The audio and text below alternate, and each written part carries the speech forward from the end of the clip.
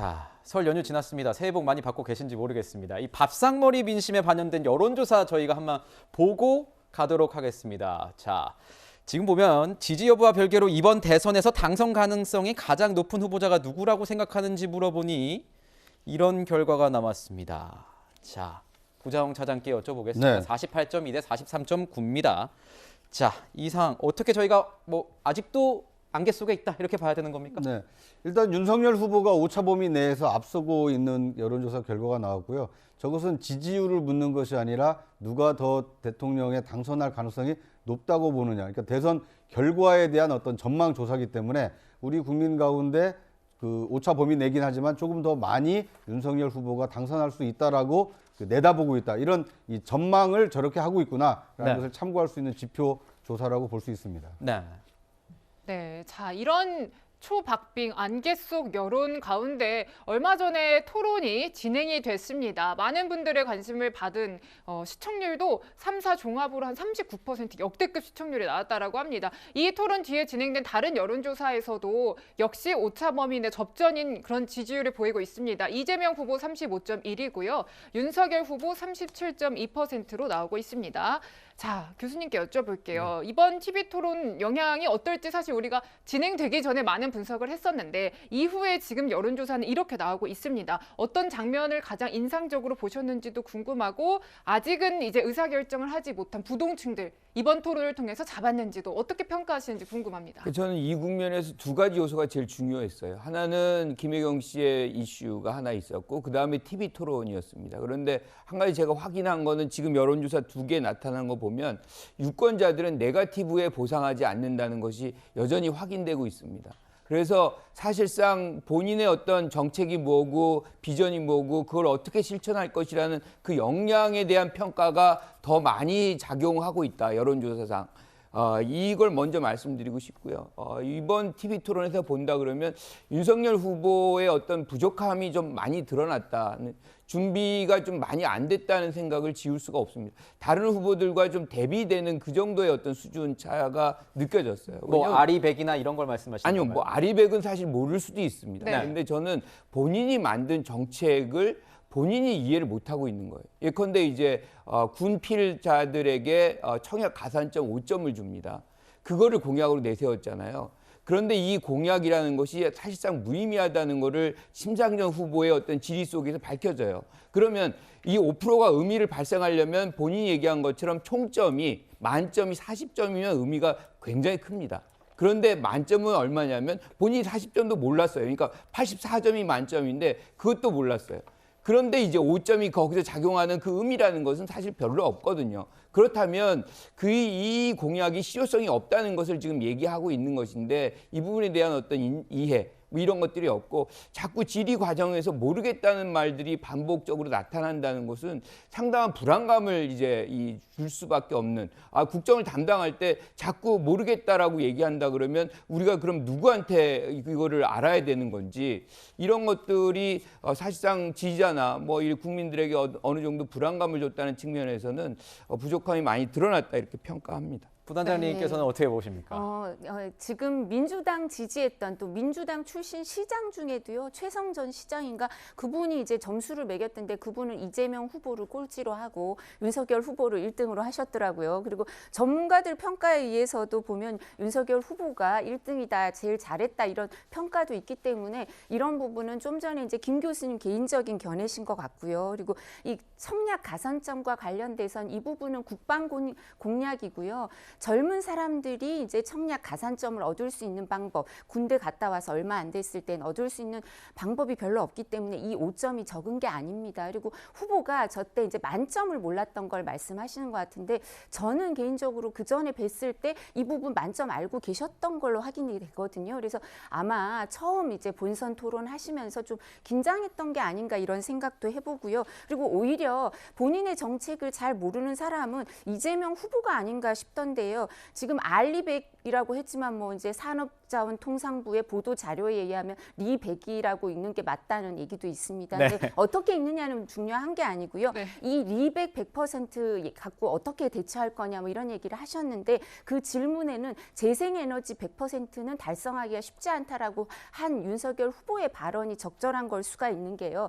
이 리백이라는 거는 민간단체가 만든 그 기준이고요. 또 민간단체와 개별 기업의 민간 협약일 뿐이지 유엔 기후변화 협약 이런 게 아닙니다. 그래서 여기에 대해서 산업통상자원부가 낸 보도자료로 봐도 정부가 할 수 있는 건 별로 없고요. 네. 그 렉스라 그래서 재생에너지 티켓을 많이 사도 리백을 네. 달성할 수가 있거든요. 근데 그런 질문을 한 것 자체가 이재명 후보가 이 정책을 이해를 잘 못했다라는 말씀을 드릴 수밖에 없고요. 이런 평가들이 네, 되는 그리고 것이군요. 저는 또 하나 심상정 후보가 우리 후보보다 윤석열 후보보다 대장동을 더 정리를 잘하시더라고요. 대장동에 대해서 이재명 후보한테 공범이냐, 배임죄를 인정하느냐 아니냐, 아니면 활용당한 무능력한 사람이냐, 둘 중에 하나를 선택하라고 하는데 이재명 후보가 답을 못 네. 하시더라고요. 네, 구정 네. 차장께서는 네. 한 말씀 해주셔야 될 것 같아요. 네. 아니 그런데 이제 뭐 이두하 변호사야 이게 캠프에 계신 분이니까 당연히 이제 그 윤 후보를 그 방어하는 것이 이해가 되는데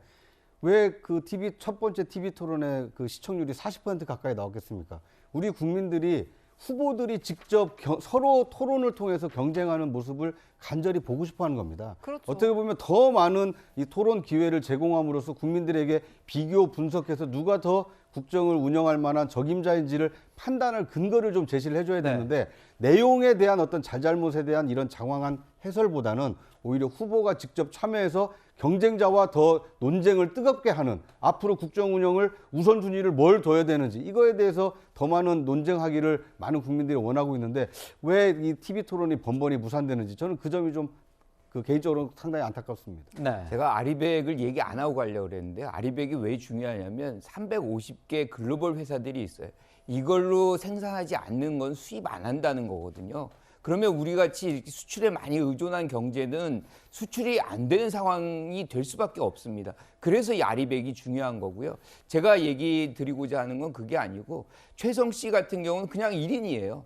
그분이나 저나 자기 개인적인 얘기를 하는 거라고 보시면 되는 거고요. 그렇습니다. 네. 저는 이제 윤석열 후보의 외교 문제도 저는 지적을 하고 싶은데 사실은 중국에 대해서 굉장히 공격적으로 지금 얘기를 하고 있잖아요. 그런데 최근에 노영민 전 비서실장 같은 경우는 오히려 지금 이게 확인된 건지 안 된 건지 모르겠어요. 하지만 노영민 비서실장에 따르면 중국에 대해서 사과를 했다. 이렇게 네. 겉으로는 그렇게 공격을 얘기를 하고 했죠. 네. 뒤로는 뭐 이렇게 사과하는 이중적인 어떤 행태를 보였다는 것을 분명히 얘기하고 있어요. 이거는 윤 후보에 대해서는 엄청난 타격입니다. 그렇죠? 그렇다 그러면 곧바로 지금 고소 고발해야죠. 네. 저희가 네. 그 부분 사실이 아니라고 명확하게 말씀을 드렸고요. 노영민 비서실장 전 비서실장은 주중 대사를 하셨던 분이죠. 그분 중국 가서 어떻게 하셨습니까? 만절필동 이렇게 쓰셨던 분입니다. 선조가 그 이효성이 명군 끌고 와서 그 고맙다 그래서 그 보은은 하겠다 잊지 않겠다 그러면서 만절필동 그 조공을 계속 바치는 중국에 대한 중화사상 모화사상을 나타내는 그 말을 가서 쓰셨던 분이에요. 그분이 말하시는 게 뭐가 그렇게 신뢰도가 있겠습니까? 그분 그 전에 윤석열 후보 나오기 전에 뭐라고 하셨습니까? 윤석열 후보 나오면 버티지 못할 거니까 대선 후보로 출마 못할 거다 그런 말씀도 하셨던 분이에요. 네. 그러니까 그분 신뢰성이 뭐 네. 얼마나 있을지는 국민이 판단해 주실 것 같습니다. 알겠습니다. 네, 이렇게 지금 뭐 1차 토론의 후폭풍이 정말 뜨겁습니다. 이 후폭풍의 열기가 식기도 전에 2차 토론 많은 국민들이 관심을 가지셨을 것 같은데요. 이 2차 토론이 무산됐다라는 소식이 어제 저녁에 들러왔어요. 차장님. 네. 어떻게 된 상황인지 좀 정리를 해주시죠. 원래 이제 2차 토론은 한국기자협회가 이렇게 주최를 해서 사자 4명의 후보를 초청해서 이 토론을 가지려고 했었는데요. 그런데 이제 이 국민의힘에서는 그 기자협회 자체의 어떤 그 정치적 편향성 그리고 이 기자협회가 염두에 두고 있던 어떤 특정 방송사의 어떤 정치적 편향성을 문제 삼으면서 지금 현재로서 실무 협상 과정에서 이 무산이 된 상태입니다. 다만 앞으로 이제 기자협회가 이 특정 이 종편 한 개 회사가 아니라 이 종편 4사와 함께 공동 개최를 한다라면 이 윤석열 후보 측에서도 참가할 의향이 있다고 밝혔기 때문에 앞으로 추가 협상 과정을 좀 지켜볼 필요가 있어 보입니다. 네. 네. 근데 지금 윤석열 후보가 이 부분에 대해서 지금 이유로 내세운 거는 뭐냐면 건강과 그다음에 JTBC의 편향성이에요. 그런데 TV 토론을 할 수 없을 만큼의 건강에 문제가 있는 건가요? 그거는 좀 국민들이 꼭 알아야 되는 사항이에요. 왜냐하면 대통령 후보의 건강 사항이 TV 토론을 할 수 없을 정도로 문제가 있다는 것은 분명히 알아야 되는 그런 부분이기 때문에 확인을 해줘야 될 필요가 있는 것이고요. 그리고 만약에 JTBC가 불공정해서 그렇다 그러면 진짜 우리 채널A가 하면 되지 않습니까?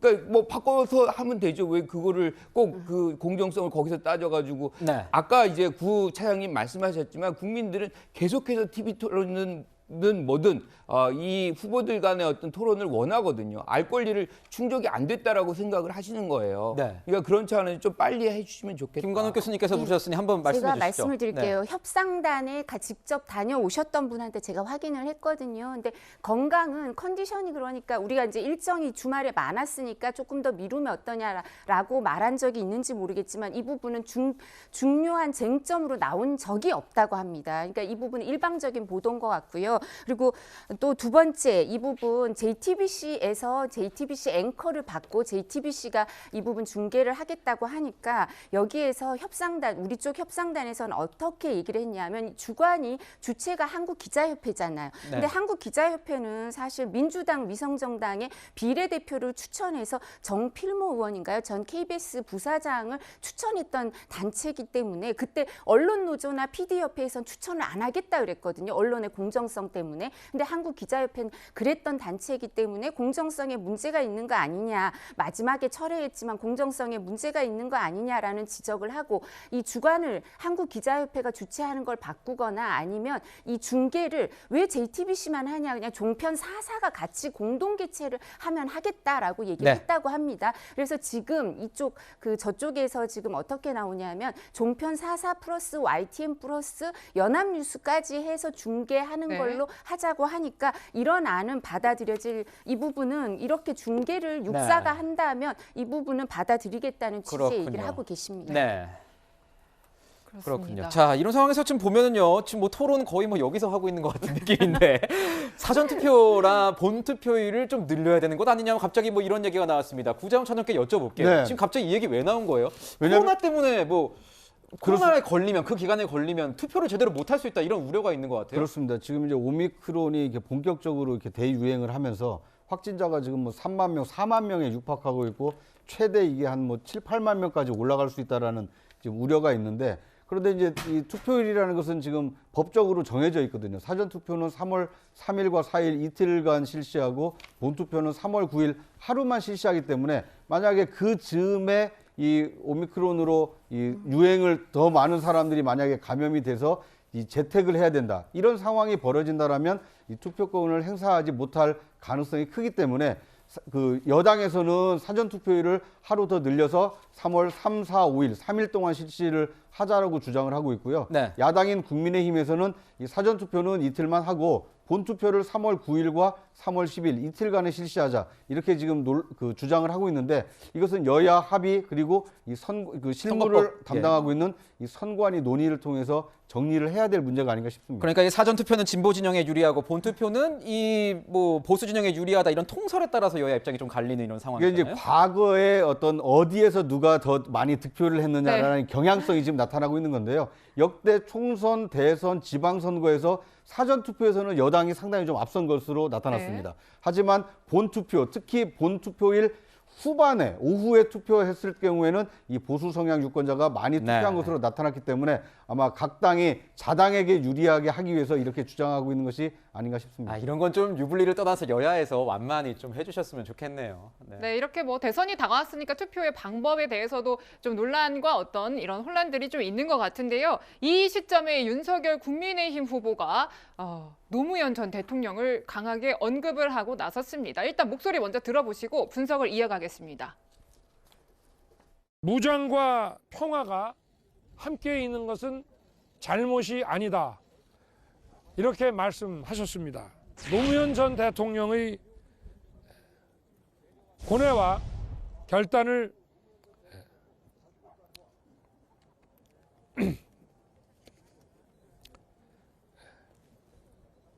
가슴에 새깁니다. 세계 최고의 민군 복합형 관광 미항으로 태어날 수 있도록 최선을 다하겠습니다. 네, 뭐 보셨다시피 이제 노무현 전 대통령을 언급하면서 좀 울컥하는 듯한 모습도 좀 보이고요. 또 이제 이재명 후보도 노무현 전 대통령 오후 봉화마을을 오늘 찾는다라고 합니다. 지금 뭐 여야 가릴 것 없이 지금 이 시점에서 노무현 전 대통령이 키워드가 된 것 같아요, 차장님. 이유가 뭐라고 보십니까? 그러니까 윤석열 후보가 노무현 대통령을 언급한 것은 상당히 좀 그 선거 전략상 중요한 의미를 띠고 있다고 봅니다. 어떤 의미인가요? 전략상 의미가 있습니까? 네, 왜냐하면 그러니까 노무현 대통령과 문재인 대통령 만드는데 앞장섰던 지지율이 똘똘 뭉쳐서 지금 이재명 후보를 지지하고 있지는 않은 상황이거든요. 네. 그런데 윤 후보가 어떻게 보면 경쟁자인 윤 후보가 노무현 대통령을 그 추억하면서 저렇게 울컥하는 모습을 보인다는 것은 이재명 후보와 친문 진영과는 약간 좀 거리를 두게 하는 약간 그 EJ의 아하. 어떤 그 신모 원료가 지금 숨어 있는 다분히 굉장히 의도적이었다 이렇게 전략적이니까. 보십니까? 아니 그러니까 저는 뭐 그렇게까지 의도적으로 보진 않습니다만 저 모습 자체가 그 노무현 대통령을 그 그리워하는 지지층에게 상당히 많은 영향을 끼칠 것이고 그게 이재명 후보 지지로 가지 않고 중도에 머물거나 아니면 윤석열 후보 지지로 끌어오는 효과를 그 노린 것이기 때문에 아마 저 모습은 상당히 선거 전략상 중요한 의미를 띠고 있는 것이 아닌가 싶고요. 부랴부랴 그 이재명 후보가 그 봉화마을을 찾고 그 노무현 전 대통령을 이렇게 참배하는 것도 이 그러니까 노무현 대통령에 대한 이 그리움을 가지고 있는 이 여당 지지층을 네. 자신의 어떤 지지로 끌어오겠다라는 이 선거 전략적 행보다 이렇게 볼 수 있을 것 같습니다. 김관원 교수님께서 어떻게 생각하십니까? 이런 분석에 대해서. 표를 얻으려고 하는 것 같아요. 그런데 저는 윤석열 후보가 저런 장면이 이렇게 좀 어색하다, 진정성이 좀 안 느껴집니다. 그 이유가 있어요. 그러니까 노무현 전 대통령이 돌아가신 그 과정들을 보면 사실 검찰의 책임이 굉장히 크거든요. 검찰이 모욕을 하는 그 장면이 나옵니다. 그리고 나서 이제 돌아가셨어요. 그런데 이제 검찰총장이 되셨잖아요. 만약에 이런 어떤 애정이 있었고 그랬다 그러면 그런 어떤 검찰의 잘못에 대해서 사과를 대표로서 사과를 했다고 한다면 지금의 이 장면이 굉장히 자연스러울 겁니다. 그리고 저도 그 진정성을 네. 이제 받아들일 수 있을 것 같고요. 그런데 그때 임기 동안에 전혀 그런 행보는 없었어요. 그리고 갑자기 지금 선거 막판에서 이런 행보를 하는 것은 굉장히 어색하다. 뭐 이런 생각입니다. 네. 부원장님께도 여쭤봐야겠죠. 다분히 뭐 의도적인 것 같다라는 말씀은 안 하셨지만 그렇게 좀 읽혀지는데 어떻게 보십니까?